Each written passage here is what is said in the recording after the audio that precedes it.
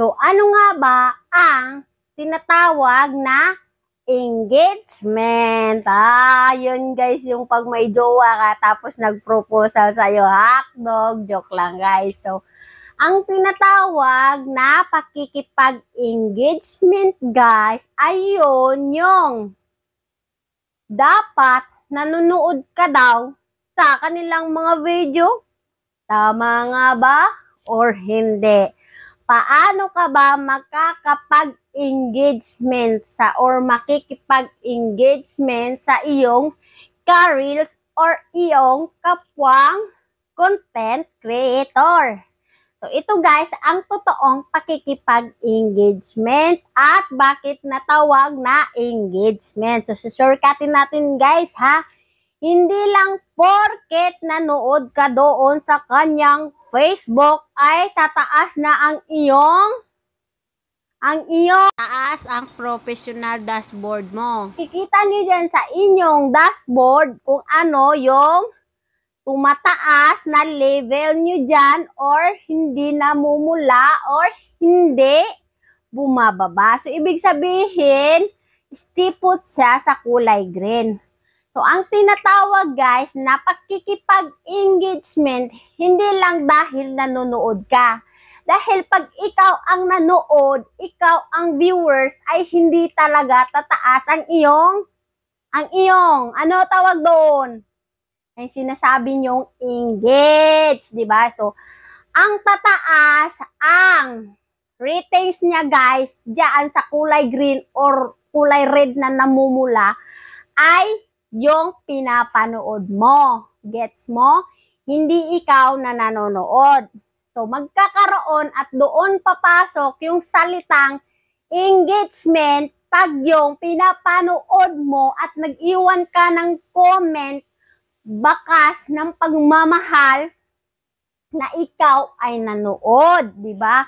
And then, pag ikaw, mapansin din nang gumawa ng video na yon na pinanood mo, tapos, pinanood niya ang iyong video, or di kaya yung mga ibang viewers, naingganyo sila sa maganda mong comment at pwede ka nilang pasukan dyan sa iyong bahay, hindi bahay bahay ng iyong Facebook or ang iyong page na ginawa. So, pag nagawa nila yon at nagustuhan nila ang iyong comment at nanood talaga sila sa'yo, yun ang tinatawag at doon papasok ang salitang engagement. Pero kung ikaw ay nanonood ka lang, nag-comment ka lang, nag-share ka lang, ang mga minutes view nun guys, likes nun guys, or yung pag-share at pagtaas ng kanyang engaging na tinatawag na yan, ay doon mapupunta sa may-ari ng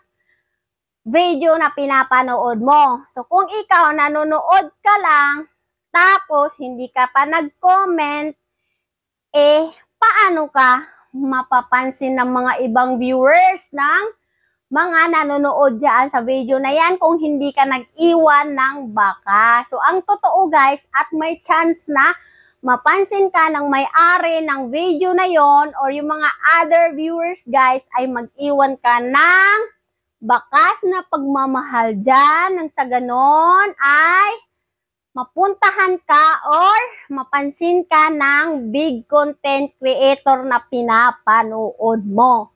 So, pag ikaw ay nanood lang, nag-share ka lang, nag-like ka lang, pero hindi ka nag-iwan ng comment, malabong magkaroon ka ng engaging, di ba? Ganon ang tinatawag na engagement. So, yun guys ang aking pagkakaalam. Pag ikaw nanood, nag-iwan ka ng bakas ng pagmamahal, like nag-comment ka, and then nagustuhan nila yung comment mo, papasok sila sa iyong Facebook or sa iyong page guys, maaaring matawag yun na engaging dahil nga nakahatak ka ng mga viewers or mga followers, di ba? So, yun nga ang ating kailangan gawin. Yung sinasabi nilang, tapusin mo muna ang video, mag-like and mag-share, ganun. Tapos mag-iwan ka talaga ng bakas. Dahil kung hindi ka talaga nag-iwan ng bakas ng comment mo, hindi ka nila makikita. Para kang multo na dumaan lang pero hindi ka nakikita. Ang haba guys ng video natin guys dahil lang sa isang meaning, isang ibig sabihin ng engaging guys. Iisa lang talaga at doon magsisimula yung salitang engaging. Yung ikaw ang magko-comment sa video ng iba. So pagka-comment mo guys, pagkatapos mong mag-comment, pag maganda ang comment mo, yon, mapapansin ka talaga. Pero kung talagang nanood ka lang, nag-share ka lang, nag-like ka lang, hindi natin alam kung talagang mapapansin ka pa ng content creator na yan.